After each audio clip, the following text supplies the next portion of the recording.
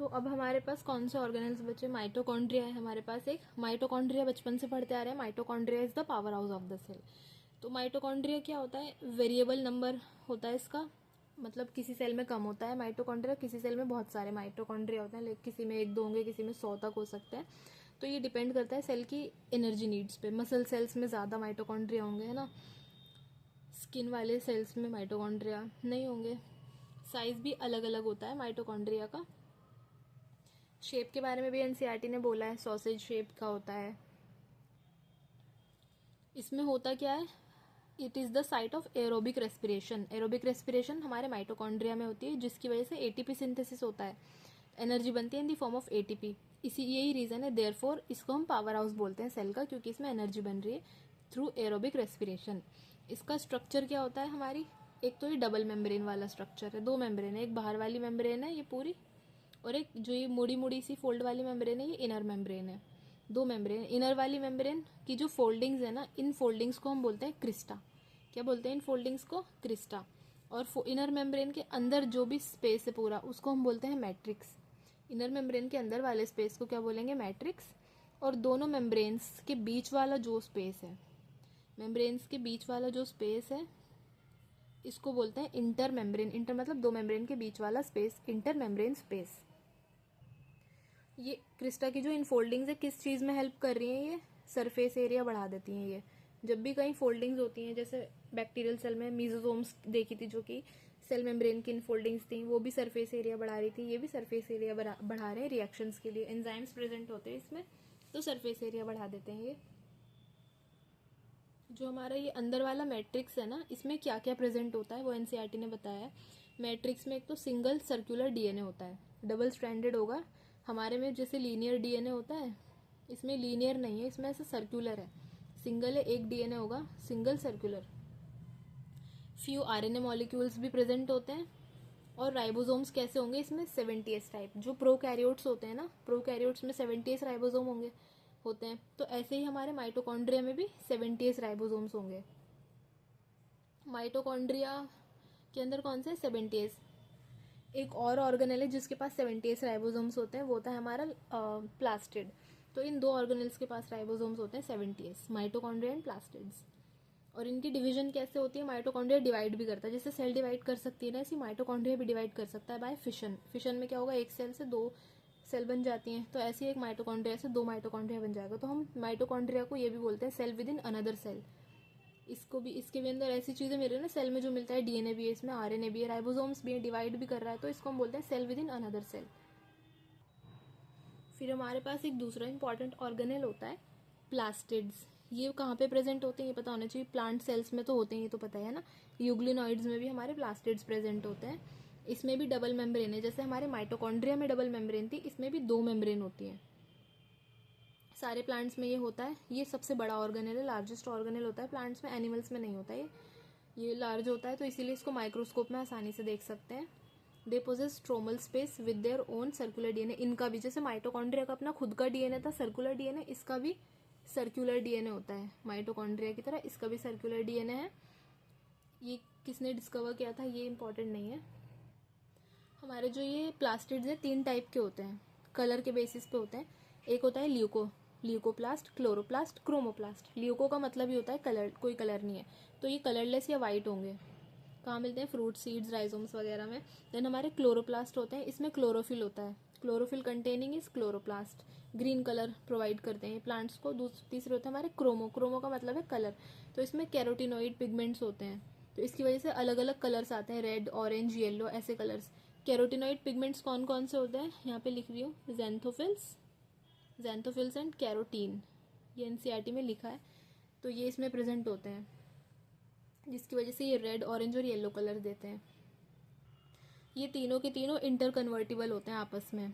Chloroplast leuco में convert हो सकता है, ल्यूको क्रोमो में, क्रोमो क्लोरो में, ऐसे ही आपस में इंटर कन्वर्टिबल होते हैं। जो हमारे ल्यूकोप्लास्ट हैं उसके फर्दर 3 टाइप्स हैं। तो हमारे जो प्लास्टिड्स थे उसके 3 टाइप हमने पढ़े, क्रोमो, प्लास्ट एंड ल्यूकोप्लास्ट।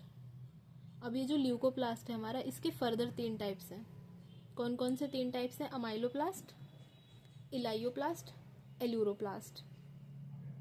जो हमारा अमाइलोप्लास्ट है, अमाइलोज वर्ड ये स्टार्च से आ रहा है, अमाइलोज। तो इसमें क्या, ये क्या स्टोर करेंगे, स्टार्च। इसका एग्जांपल है पोटैटो, पोटैटो में पाए जाते हैं ये।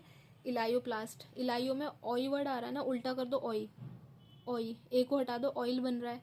तो ये ऑयल्स में मिलता है, फैट्स, ऑयल्स एंड फैट्स को स्टोर करता है।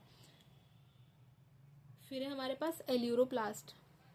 एल्यूरोन लेयर एक होती है, एल्यूरोन लेयर पढ़ी होगी क्लास 12th में, मोनोकॉट्स के सीड के डायग्राम में एल्यूरोन लेयर पड़ी होगी। तो वो प्रोटीन की होती है। तो एल्यूरोप्लास्ट जो होते हैं हमारे, वो प्रोटीन्स को स्टोर करके रखते हैं। इसका एग्जाम्पल क्या है, aleurone layer, aleurone layer of मेज। तो ये प्रोटीन स्टोर करते हैं। अमाइलो स्टार्च को स्टोर करेगा, पोटैटो में मिलेगा। इलायोप्लास्ट ऑयल्स फैट्स को स्टोर करेगा। एल्यूरोप्लास्ट प्रोटीन्स को स्टोर करेगा। क्लोरोक्रोमोर ल्यूकोप्लास्ट में सबसे इंपॉर्टेंट हमारा क्लोरोप्लास्ट होता है। ये डिस्कवर किसने किया था, याद करना नहीं, जस्ट फैक्ट है तो लिख दिया। प्रोड्यूस्ड बाय बाइनरी फिशन, इसमें भी बाइनरी फिशन होती है जैसे हमारे माइटोकॉन्ड्रिया में होती थी। तो ये भी ऐसा ही है माइटोकॉन्ड्रिया की तरह, cell within another cell, या फिर बडिंग भी हो सकती है एग्जिस्टिंग क्लोरोप्लास्ट में। ये सारे ग्रीन पार्ट्स में मिलेगा प्लांट के, क्योंकि यही कलर दे रहा है, इसी के अंदर पिगमेंट है जो जिससे कलर मिल रहा है। लिपोप्रोटीनेशियस होता है। हाँ, इंपॉर्टेंट चीज़ें वो क्या है इसमें, इसमें ये कि इसमें भी 70s राइबोसोम मिलता है। तो राइबोसोम्स कहाँ पे मिल रहे हैं हमें 70s, कौन से ऑर्गेनेल्स में मिल रहे हैं, माइटोकॉन्ड्रिया और क्लोरोप्लास्ट में। और ये क्या, इसका फंक्शन क्या है, फोटोसिंथेसिस, ये तो सबको पता है। स्ट्रक्चर बहुत इंपॉर्टेंट है, ये भी एक डबल मेम्ब्रेन बाउंड स्ट्रक्चर होता है हमारा। एक मेम्ब्रेन इनर मेम्ब्रेन और ये आउटर मेम्ब्रेन। जो हमारी आउटर मेम्ब्रेन है वो ज़्यादा परमिएबल होती है कंपैरेटिव टू इनर, अंदर वाली इतनी परमिएबल नहीं होती। बाहर वाली ज़्यादा होगी ना, बाहर से अंदर चीज़ आ गई, फिर अंदर वाली ज़्यादा स्ट्रिक्ट है, वो बिल्कुल अंदर स्ट्रोमा में किसी को नहीं आने देगी, क्योंकि अंदर बिल्कुल नहीं आना चाहिए कोई। तो अंदर वाली कम परमिएबल है।